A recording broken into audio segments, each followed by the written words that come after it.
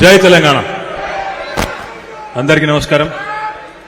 గౌరవనీయులు పెద్దలు, మీ అందరి అభిమాన నాయకులు, అంబర్పేట శాసనసభ్యులు, మళ్ళీ తప్పకుండా మీ ఆశీస్సులతో తిరిగి మంచి విజయం సాధిస్తారని ఆశిస్తున్న పెద్దలు శ్రీ కాలేరు వెంకటేష్ గారు, గౌరవనీయులు మాజీ మంత్రివర్యులు పెద్దలు శ్రీనివాస్ గౌడ్ గారు, గౌరవనీయులు మాజీ మంత్రివర్యులు, ఇప్పటిదాకా మిమ్మల్ని ఉద్దేశించి ఈ మధ్యలో నిల్చున్న వాళ్ళు కూడా కూర్చోండమ్మా, మధ్యలో నిల్చున్న వాళ్ళు కూడా ఈ వాలంటీర్లు కూర్చోండి, దయచేసి మీరు కూర్చోండి. తమ్మి అటు ఇటు తిరుగుడు బంద్ చేయండి, కూర్చోండి ప్లీజ్, ఎక్కడో దగ్గర కూర్చోండి.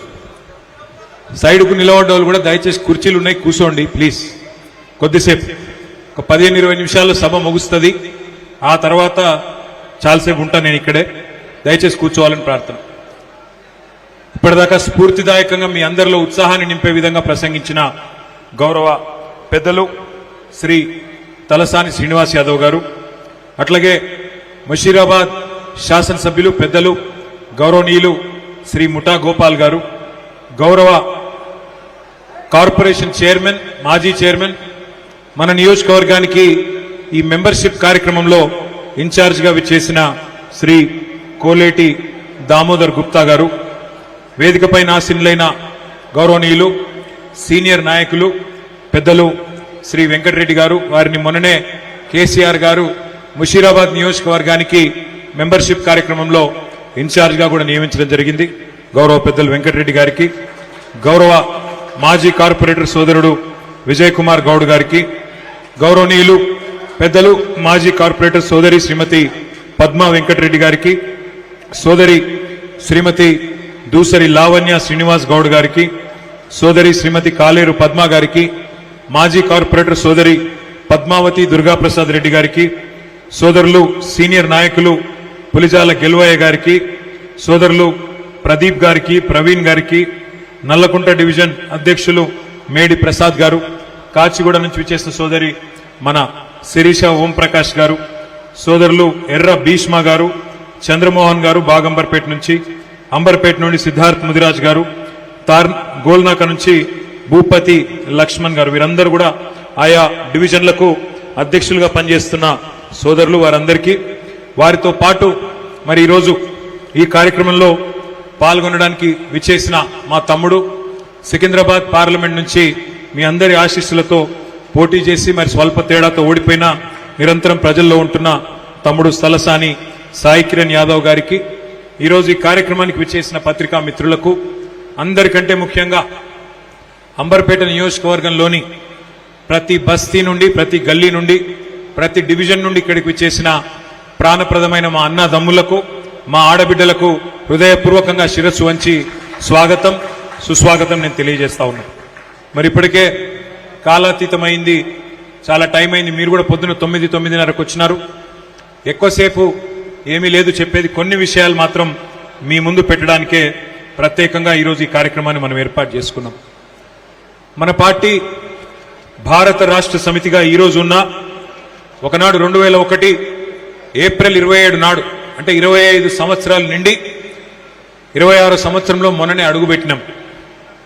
25 సంవత్సరాల కిందట పెద్దలు కేసీఆర్ గారు మరి గులాబీ జెండా ఎగిరేసి తెలంగాణ సాధిస్తాం, తెలంగాణ ప్రజలను ఒక శక్తిగా మలుస్తాం అని చెప్పిన నాడు చాలా మందిలో ఒక అపనమ్మకము, ఒక అవిశ్వాసం ఉండేది. అవుతుందా, సాధ్యమవుతుందా, జరిగే పనేనా, మంచిదే వస్తే గాని అవుతుందా అని ఒక అనుమానం ఉండేది. కానీ 25 ఏళ్ళు, మొదటి 14 ఏళ్ళు ఉద్యమంలో, తర్వాత మీ దయతో, మీ ఆశీర్వాదంతో, తర్వాతి 10 ఏళ్ళు 2014 నుంచి 23 చివరి దాకా ముఖ్యమంత్రిగా అధికారాన్ని, ప్రభుత్వాన్ని మరి నడుపుతూ రాష్ట్రాన్ని మంచి పునాది వేసి ముందుకు తీసుకొని పోయిన విషయం మీకు తెలుసు. అట్లాగే గత 2.5 సంవత్సరాలు ప్రతిపక్ష పార్టీగా, ప్రధాన ప్రతిపక్షంగా ఇవాళ కాంగ్రెస్ చేస్తున్న అరాచకాలకు, దుర్మార్గాలకు వ్యతిరేకంగా పోరాడుతున్న విషయం కూడా మీ అందరికీ తెలుసు. ఈ భారతదేశంలో ఎన్నో రాజకీయ పార్టీలు ఉన్నాయి. కానీ 25 సంవత్సరాల పాటు ఒక పార్టీ ప్రజల ఆదరణ పొందుతూ ఎంచుకున్న లక్ష్యాన్ని సాధించడమే కాకుండా ఆ సాధించిన లక్ష్యంలో భాగంగా మళ్ళీ ప్రజలకు సేవ చేయడమే కాకుండా ఇవాళ 25 సంవత్సరాలు పూర్తి చేసుకొని ముందుకు పోతుంది అంటే దానికి కారణమైన మా అన్నదమ్ములు, మా ఆడబిడ్డలు, లక్షలాది మంది కార్యకర్తలు ఎవరైతున్నారో వారందరికీ శిరస్సు వంచి నేను ధన్యవాదాలు తెలియజేస్తా ఉన్నా. మన తెలుగు రాష్ట్రాల్లో ఎన్నో రాజకీయ పార్టీలు వచ్చినాయి, ఎన్నో అదే స్థాయిలో పోయినాయి. కానీ రెండు పార్టీలు నిలదొక్కున్నాయి 25 ఏళ్ల పైబడి. అందులో మొదటిది ఎన్టీ రామారావు గారు స్థాపించిన తెలుగుదేశం పార్టీ అయితే, రెండవది మన నాయకుడు కేసీఆర్ గారు స్థాపించిన తెలంగాణ రాష్ట్ర సమితి, ఈ రోజు భారత రాష్ట్ర సమితి అనే మాట నేను మీకు గుర్తు చేస్తా ఉన్నా. ప్రత్యేకంగా ఎందుకు చెప్తా ఉన్నా ఈ మాట అంటే, సరే ఎన్టీ రామారావు గారు అంటే ఒక మహానటుడు, ఒక సినిమా యాక్టర్, సూపర్ స్టార్. ఆయన ఇంట్లో మరి ఆయన ఫోటో ప్రతి ఇంట్లో ఉండేది ఆ రోజుల్లో. రాముడు అంటే ఎన్టీ రామారావు, కృష్ణుడు అంటే ఎన్టీ రామారావు అన్నట్టు మరిగా దేవుడి రూపమే ఎన్టీ రామారావు గారి రూపంలో ఇంటింట క్యాలెండర్లలో అలాంటి ఉండే పరిస్థితి. ఆయన సక్సెస్ సాధించడం వేరు, ఒక సినిమా యాక్టర్గా ఆయనకుండే గ్లామర్ కానీ ఆయనకుండే సపోర్ట్ కానీ వేరు. కానీ కేసీఆర్ గారు పార్టీ స్థాపించినప్పుడు ఒక్కసారి పరిస్థితి ఏందో మనం గుర్తు చేసుకోవాల్సిన అవసరం ఉంది. 2001 ఏప్రిల్లో పార్టీ పెట్టినాడు. అదేదో సినిమాలో పాట ఉంటుంది, గాలి వానలో వాన నీటిలో పడవ ప్రయాణం, గమ్యమెక్కడో తీరమెక్కడో తెలియదు పాపమని.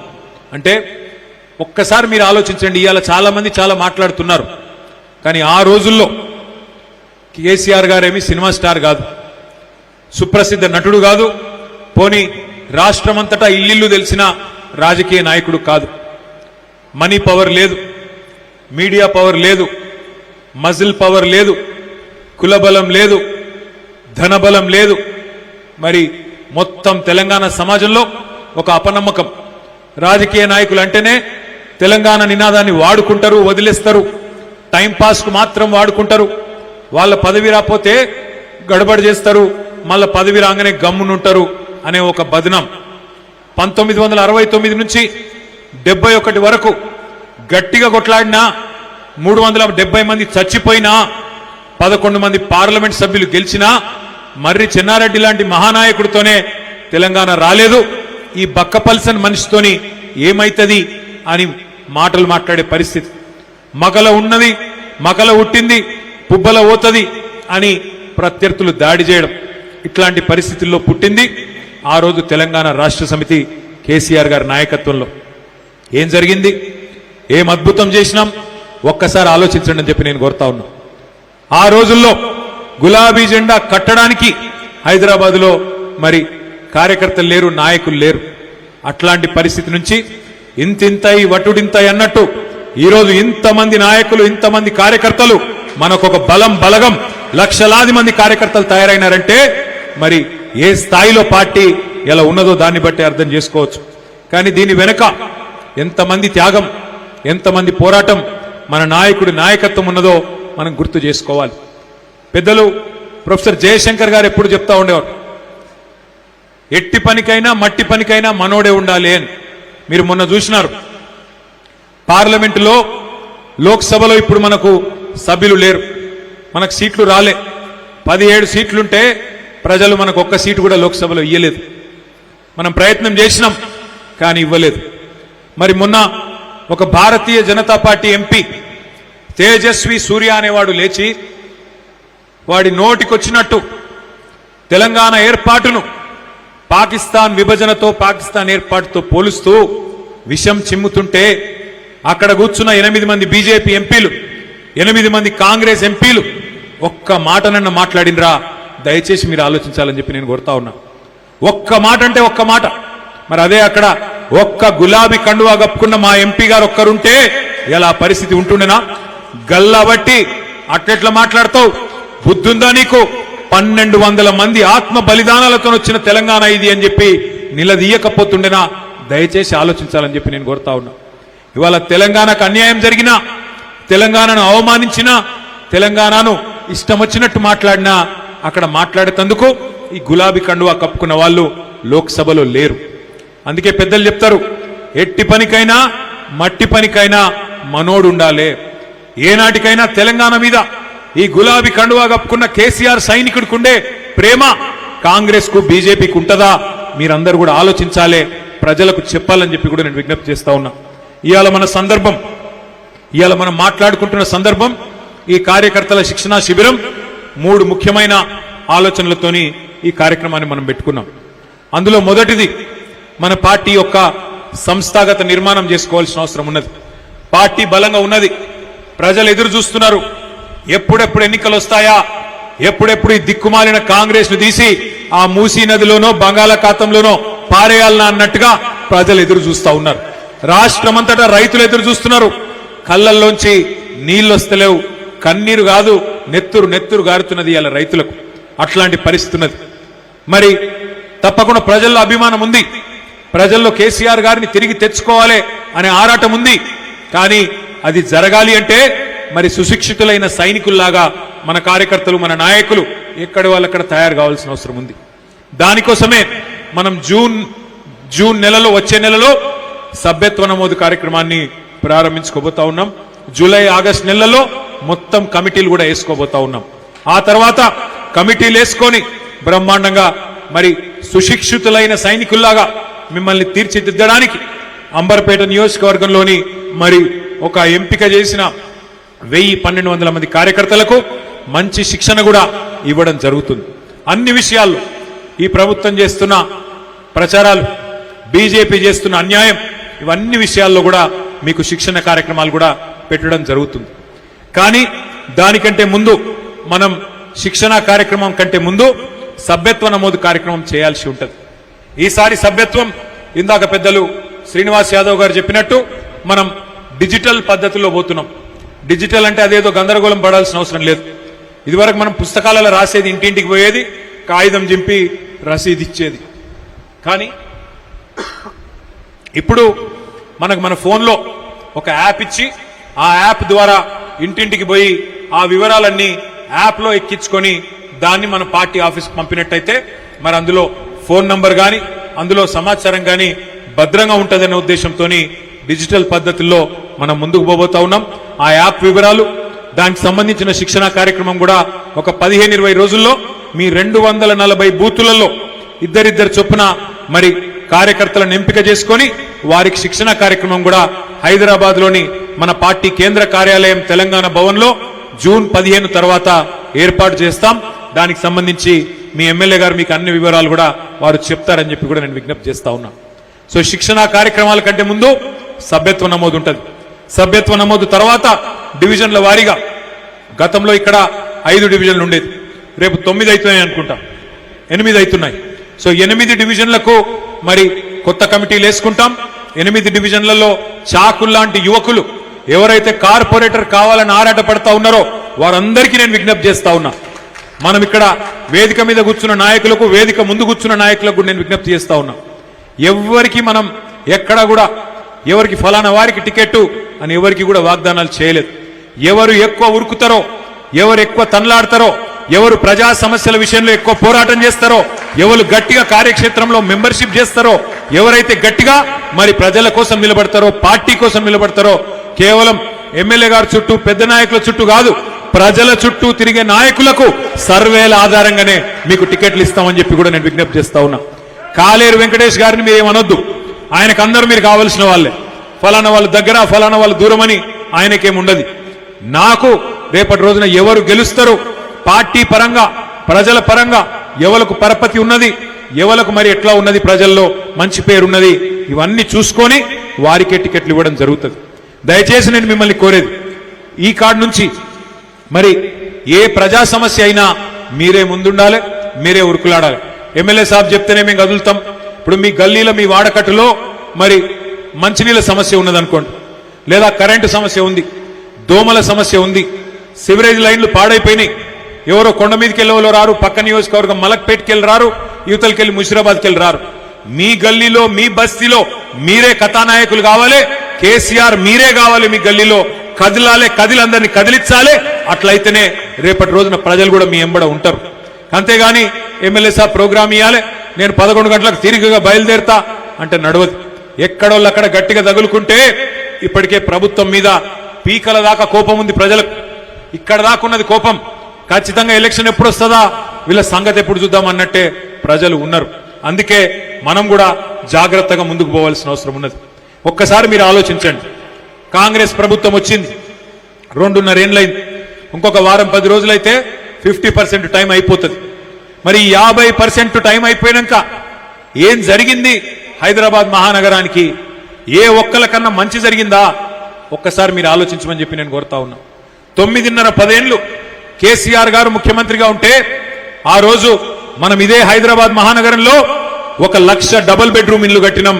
అందులో 3,000 ఇల్లు మీ అంబర్పేట నియోజకవర్గాన్ని కూడా ఇచ్చుకున్నాం. అదే మరి మీరు ఇవాళ ఆలోచించండి. ఈ 2.5 సంవత్సరాలు కూసోవా బాబు, ఆయన నాగవట్టురు. ఈ 2.5 సంవత్సరాలలో ఏం జరిగింది? ఒక్క ఇల్లు హైదరాబాద్ మహానగరంలో ఒక్క ఇల్లన్న కట్టిందా కాంగ్రెస్ ప్రభుత్వం? కట్టిందా కట్టలేదా? ఒకసారి గట్టిగా చెప్పాలి, వినబడతలేదు. కట్టిందా కట్టలేడా రేవంత్ రెడ్డి? హైదరాబాద్ మహానగరంలో ఒక్క ఇల్లన్న కాంగ్రెస్ ప్రభుత్వం కట్టిందా? ఎన్ని ఇల్లు గులగొట్టిండు? కాకపోతే కొన్ని వేల ఇల్లు గులగొట్టిండు. శనివారం ఆదివారం వచ్చిందంటే ఏ ఇంటి మీదకి ఏ బుల్డోజర్ వస్తుందో తెలియదు. గరీబోళ్ళు తెలిసి తెలియక గవర్నమెంట్ జాగల ఎక్కడన్నా 20 గజాలో 30 గజాలో 40 గజాలలో ఇల్లు కట్టుకుంటే కేసీఆర్ గారు ఒక తండ్రిలాగా ఆలోచించి తెలియక కట్టుకున్నారు.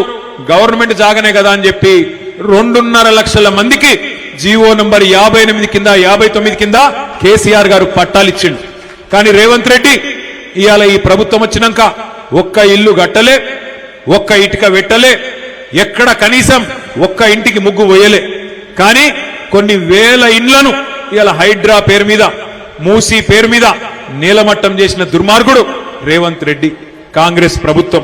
అట్లాగే మీరు ఒక్క మాట ఆలోచన చేయండి. రేవంత్ రెడ్డి గారు మాట్లాడితే నోరు ధరిస్తే ఫ్యూచర్ సిటీ అంటున్నాడు. ఫ్యూచర్ సిటీ అంటే ఏంది? భవిష్యత్ నగరం. భవిష్యత్ నగరం అట.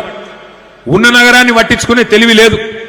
హైదరాబాద్ లో కనీసం దోమల మందు కొట్టేటోడు లేడు, చెత్త ఎత్తేటోడు లేడు, ఇండ్లు కట్టేటోడు లేడు, మోరీలు సాఫ్ చేసుడు లేదు, కరెంట్ ఇచ్చే తెలివి లేదు.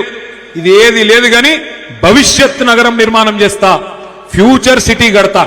ప్రజెంట్ సిటీని పట్టించుకునే తెలివి లేదు గాని ఫ్యూచర్ సిటీ గడతా అని చెప్పి పోజులు కొడితే మా ఆడబిడ్డలు అనుకుంటున్నారు అమ్మకు అన్నం పెట్టనోడు చిన్నమ్మకు బంగారు గాజులు చేయిస్తా అని చెప్పిండట. వెనకటికెప్పుడు అమ్మకే అన్నం పెట్టాడు.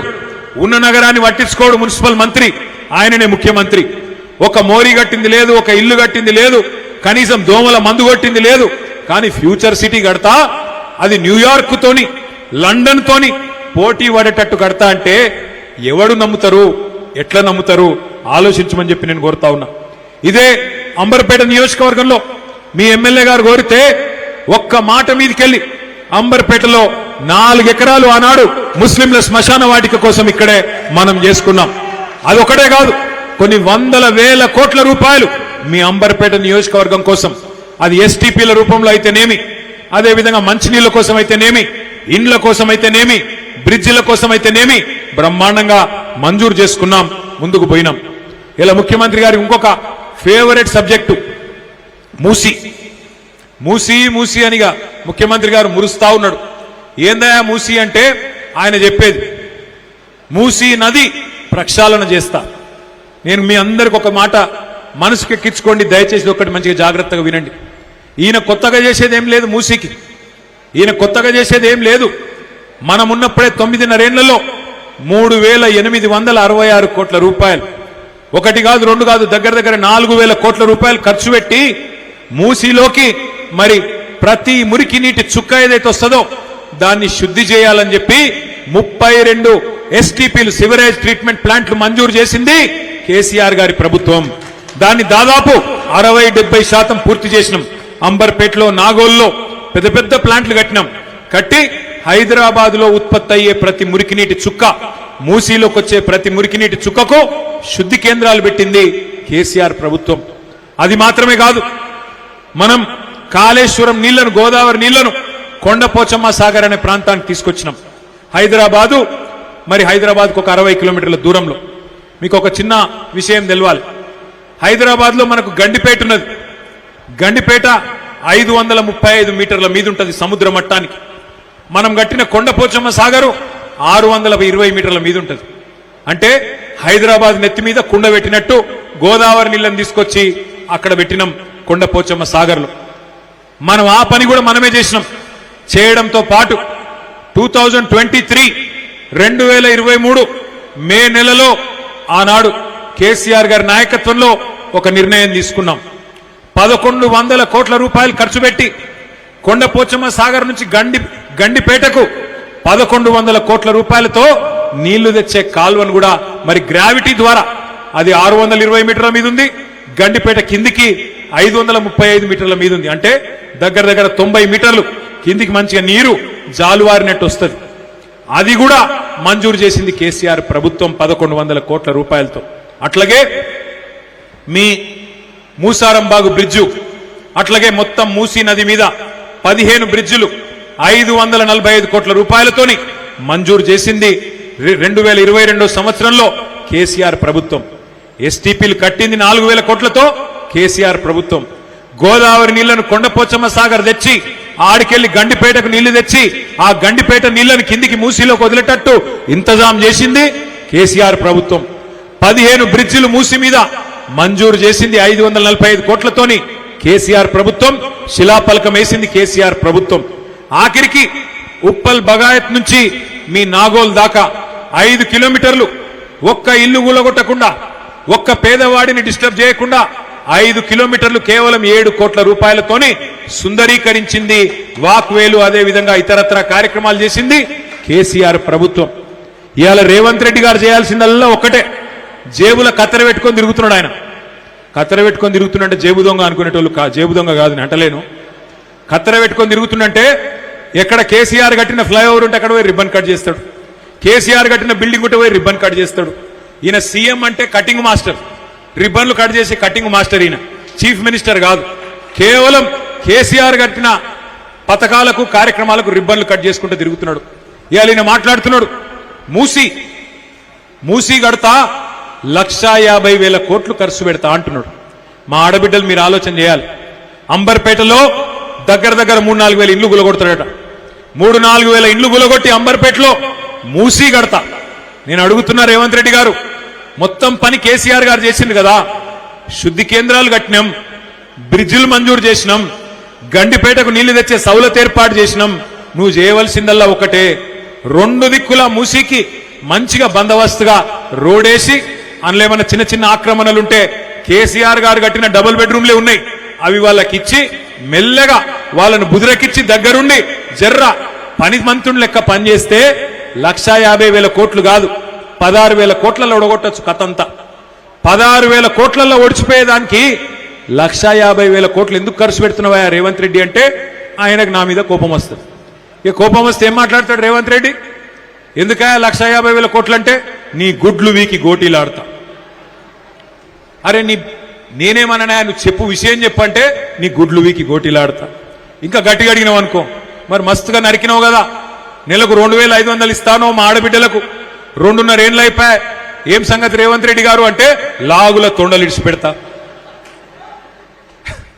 ఇంకా గట్టిగా అడిగినావు అనుకో, ముసలోళ్ళకు 4,000 పెన్షన్ అంటివి, అత్తకు 4,000, కోడలకు 2,500 అంటివి, ఏమైరా బాయ్ అన్నావు అనుకో, ఏమంటాడు?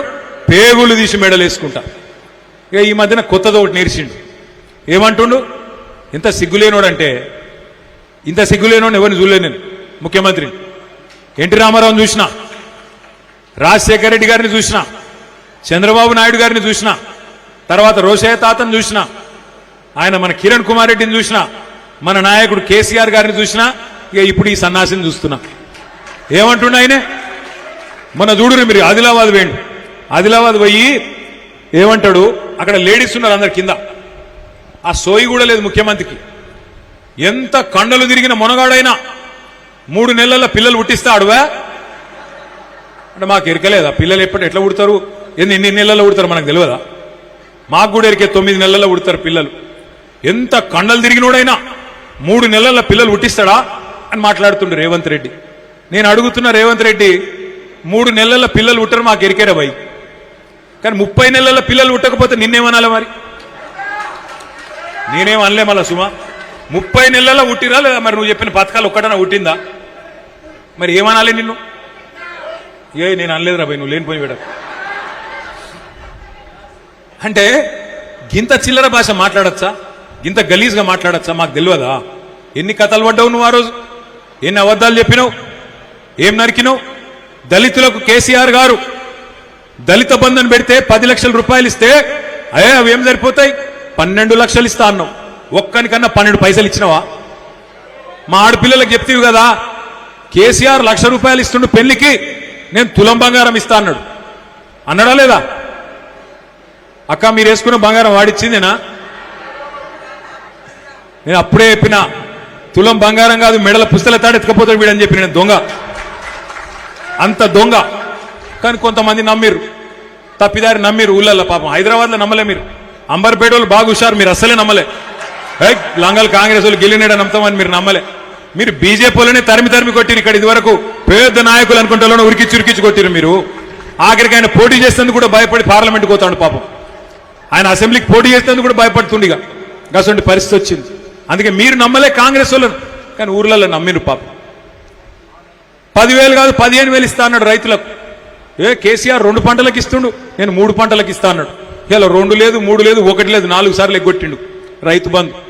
ఎగ్గొట్టుడే కాదు, మీకు ఒక విషయం చెప్పాలి. ఎంత ఘోరం అంటే, ఇప్పుడు నిన్న కేబినెట్ సమావేశం జరిగింది, మంత్రివర్గ సమావేశం. నేను అడిగిన మన పార్టీ తరఫున, రాష్ట్రంలోని రైతుల తరఫున, రేవంత్ రెడ్డి గారు ఇప్పుడు ఏం ఎలక్షన్ లేవు, నువ్వు అనవసరంగా బేషజానికి ఓకు, గీన చెప్తుండు కదా నేనెందుకు చేయాలనుకోకు. రాష్ట్రంలో ధాన్యం కొంటలేరు, వడ్లు కొంటలేరు, మక్కలు కొంటలేరు, ఎక్కడికక్కడ రోడ్ల మీద ఆరవోసుకున్నారు. ఆగమాగం ఉన్నది పరిస్థితి రైతులది. ఆ ధాన్యం కుప్పల మీద కుప్పగులు చచ్చిపోతున్నారు. ఓదికు వడదెబ్బకు చస్తున్నారు, ఓదికు నువ్వు కొంటలేక నీ దెబ్బకు చస్తున్నారు. చూసుకోజరా మంత్రివర్గ సమావేశంలో మాట్లాడి ఆ పైసలేదో కేటాయించి ధాన్యం కొను అని చెప్పి నేను డిమాండ్ చేసిన. నేను అనుకున్న దబ్బన చూస్తాడేమో, చూసి ఏమన్నా రైతులకేమైనా చెప్తాడేమో అనుకున్నా. నిన్న పిడుగు లాంటి వార్త చెప్పిండు. ఏమంటుండు రేవంత్ రెడ్డి? నిన్న కేబినెట్ సమావేశంలో నిర్ణయం తీసుకున్నాడట. ఇప్పుడు మన కాడ ప్రీపెయిడ్ సెల్ ఫోన్లు ఉంటాయి, మీకు తెలుసు కదా. ప్రీపెయిడ్ ఫోన్లు తెలుసు కదా, ముందే పైసలు కట్టాలి, అది మీటర్ తిరుగుతూనే ఉంటుంది, ఆయనతో బంద్ అవుతుంది. 1000 రూపాయలు ఛార్జ్ చేసినాం అనుకో, ఆ 1000 రూపాయలు ఇవ్వగానే అది బంద్ అవుతుంది పనిచేస్తుంది. రేవంత్ రెడ్డి నిన్న కేబినెట్ లో నిర్ణయం తీసుకున్నాడు. ఇక రాష్ట్రంలో మీటర్లు, మామూలు మీటర్లు తీసేస్తారట, మొత్తం ప్రీపెయిడ్ మీటర్లు పెడతారట. ఇక అంటే మీ ఇంట్లల్లో స్మార్ట్ మీటర్లు పెడతారు. ఇక బిల్లు కట్టకపోతే అప్నే ఆప్ బంద్ హోయాత. ఒక మీకే కాదు, హైదరాబాద్నే కాదు, మొత్తం రాష్ట్రంలో రైతులందరికీ మొదలు ట్రాన్స్ఫార్మర్ల కాడ మీటర్లు పెడతారట. అటెనక బాయిల కాడ మోటార్లు ఉంటాయి కదా, ఆ మోటార్లకు కూడా మీటర్లు పెడతారట. ఇక మీకు కేసీఆర్ గారు అందుకే చెప్పిండు ముందే. ఆనాడు మోడీ గారు ఎంత ఒత్తిడి తెచ్చినా, మోడీ గారు మెడ మీద కత్తి పెట్టినా కేసీఆర్ గారు ఒప్పుకోలే.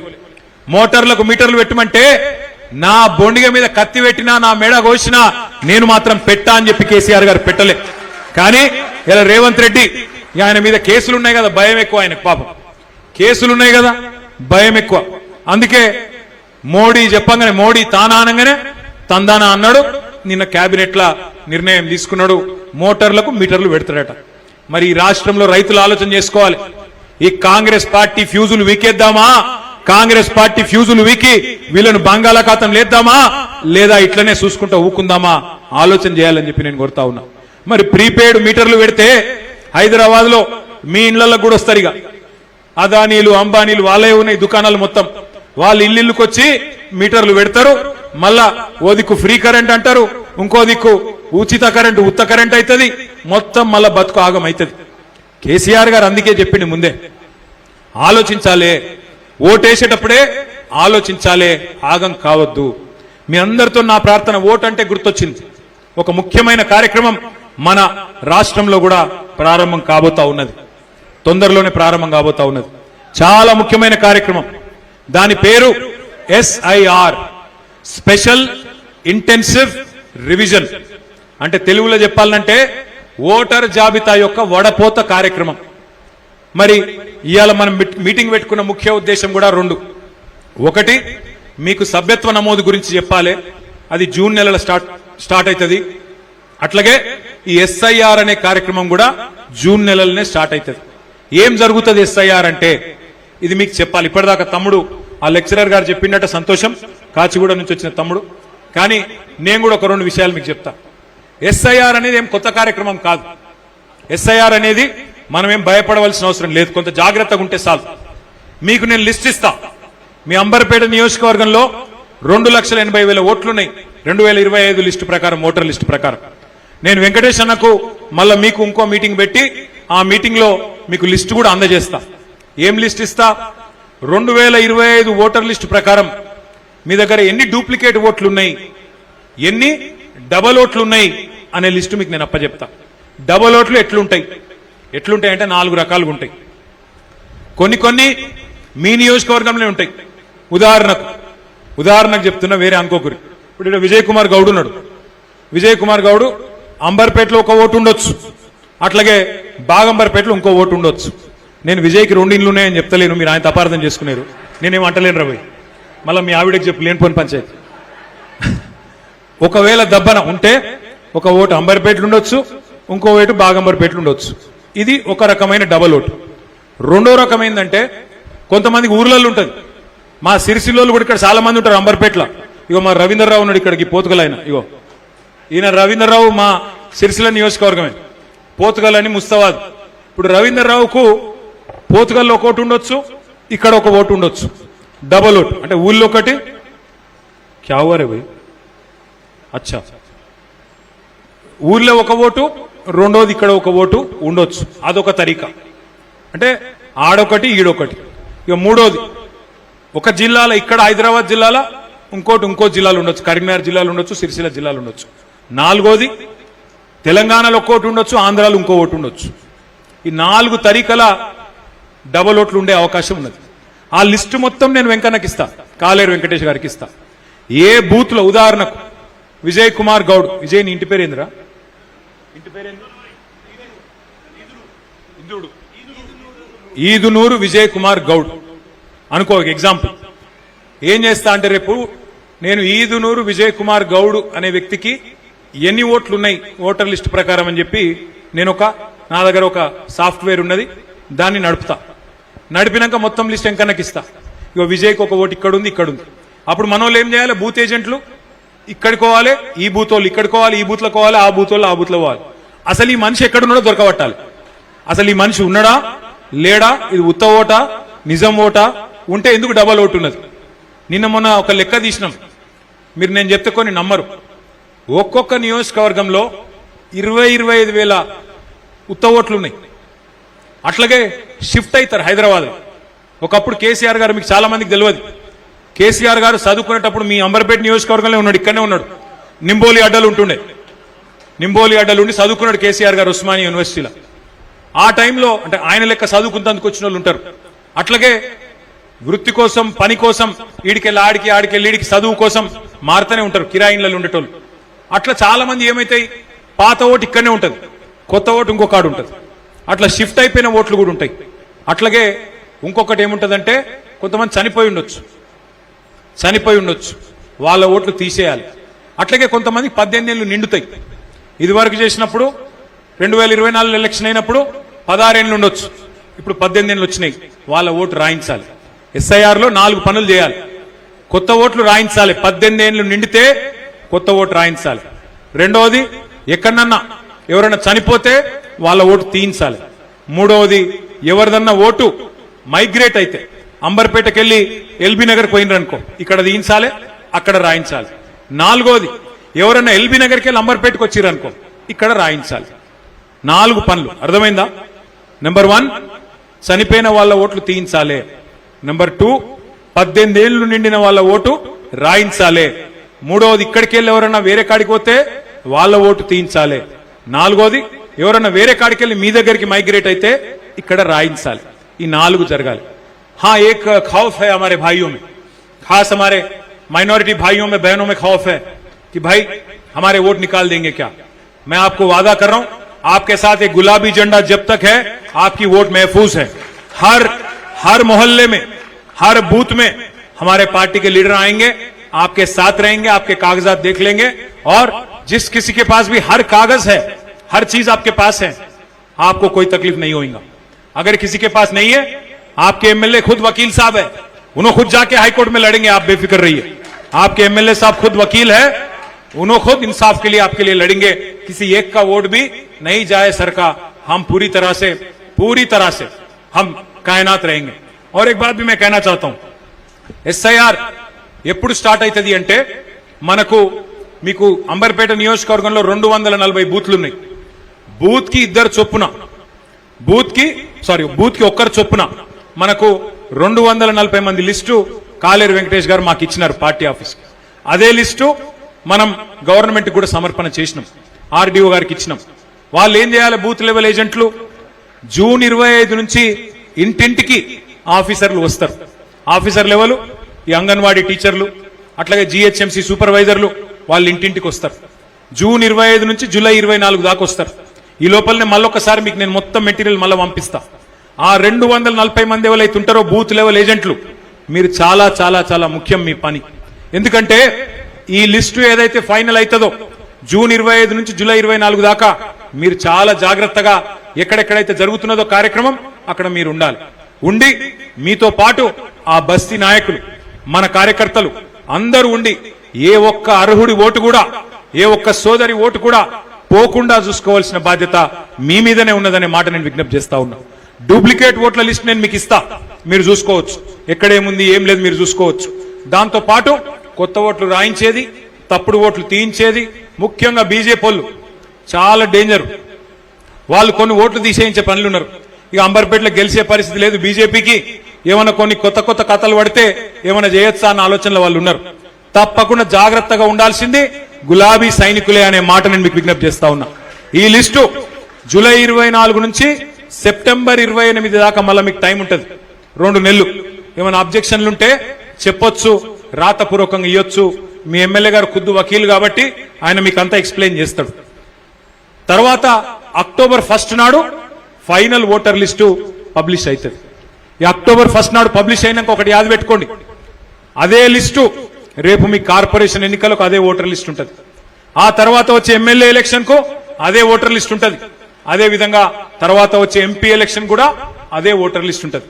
वो एक ही वोटर लिस्ट है जो बनेगा अक्टूबर 1 के दिन. उसके बाद वो एक ही वोटर लिस्ट रहेगा कल के आपके कॉर्पोरेशन इलेक्शन के वास्ते, एमएलए इलेक्शन के लिए और साथ ही साथ एमपी इलेक्शन के लिए भी वो एक ही वोटर लिस्ट रहेगा. इससे पहले अलग अलग लिस्ट थे, अलग अलग बूथ थे. कॉर्पोरेशन का एक था, एमएलए का एक था, एमपी का एक था. आगे ऐसा नहीं होगा एसआईआर के बाद. तो बहुत जरूरी है कि आप सब लोग गौर करें इस बात पे, आप सब लोग बहुत सीरियसली इस बात को लें और हर जगह जिस किसी को भी बूथ लेवल एजेंट बनाया गया, आपकी जिम्मेदारी है किसी एक आदमी या किसी एक हमारी बहन जिनके पास हर कागज है उनका वोट किसी भी हाल में नहीं गंवाना है, उनको नुकसान नहीं पहुंचाना है. అర్థమైంది కదా మీకు? ముఖ్యమైన పని ఈ ఎస్ఐఆర్ మనం చేయాల్సి ఉంటుంది. ఎస్ఐఆర్ తర్వాత మరి ఇంకా టైం ఉంది, కానీ శ్రీనివాస్ యాదవ్ గారు చెప్పింది అక్షర సత్యం. మీకు అక్టోబర్లో లిస్ట్ వచ్చిన తర్వాత బహుశా డిసెంబర్ జనవరిలో కార్పొరేషన్ ఎలక్షన్ ఉంటుందని చెప్పి నేను అనుకుంటా ఉన్నా. మరి కార్పొరేషన్ ఎలక్షన్ లో ఎవరెవరైతే ఉరుకులాడాలనుకుంటురో, ఎవరెవరైతే కార్పొరేటర్ కావాలనుకుంటురో వాళ్ళందరినీ నేను కోరుతా ఉన్నా, ఇప్పటి నుంచే మీరు దయచేసి మెంబర్షిప్ లో ఎస్ఐఆర్ లో ఉరుకుండ్రి, గట్టిగా పనిచేయండి. ఎమ్మెల్యే సాబ్ ఫోన్ చేసిండా లేదా, ఎమ్మెల్యే సాబ్ మెసేజ్ పెట్టిండా లేదా, ఎమ్మెల్యే సాబ్ చెప్పిండా లేదా, మీటింగ్ పెట్టిండా లేదా కాదు. ఏ డివిజన్ వాళ్ళు ఆ డివిజన్ లా ఇప్పటి నుంచే మరి మీరు ఉరుకులాడుండ్రి, ఏ డివిజన్ వాళ్ళు ఆ డివిజన్ లో ఇప్పటి నుంచే తనలాడుండ్రి. తప్పకుండా ప్రజా సమస్యలు కూడా బోలెడనున్నాయి. ఇక చివరికి నేను చెప్పేది ఒకటే, మనం ఈ 2.5 ఏళ్లు కష్టపడ్డాం, ఇంకా ఒక్క సంవత్సరమే మిగిలింది. ఎందుకంటే ఆఖరి సంవత్సరం ఎట్లాగో ఎలక్షన్లలో ఉంటది కాబట్టి మిగిలిందల్లా ఇక తట్టుకోవాల్సిందల్లా ఇంకొక సంవత్సరంన్నర తట్టుకుంటే తిరిగి ముఖ్యమంత్రి ఎవరైతారు